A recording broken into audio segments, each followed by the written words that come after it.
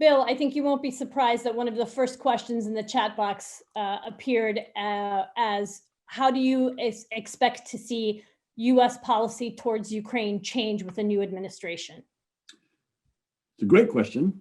It's a great question. And I hope I won't surprise anyone with the answer, because U.S. policy toward Ukraine has been consistent over decades.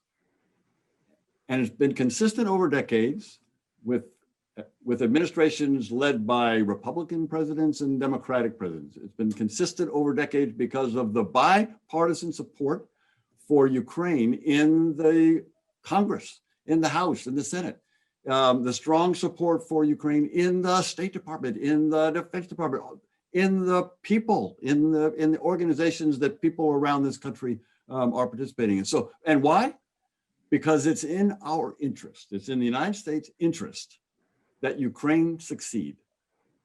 Ukraine, now even more than ever, over the past 6 years, Ukraine is on the front line. It's on the front line of a war.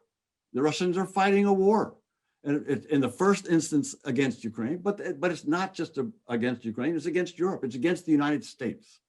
And Ukraine's the front line, and that's why we support Ukraine. That's why we broadly, Republicans and Democrats, over administrations going back decades, that's why we support Ukraine. So the answer, Irina, to that question, it's a good one, is I don't see changes to that. It will continue to be strong support.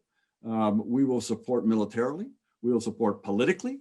We will support diplomatically, financially, economically. That support will continue because we want Ukraine to succeed.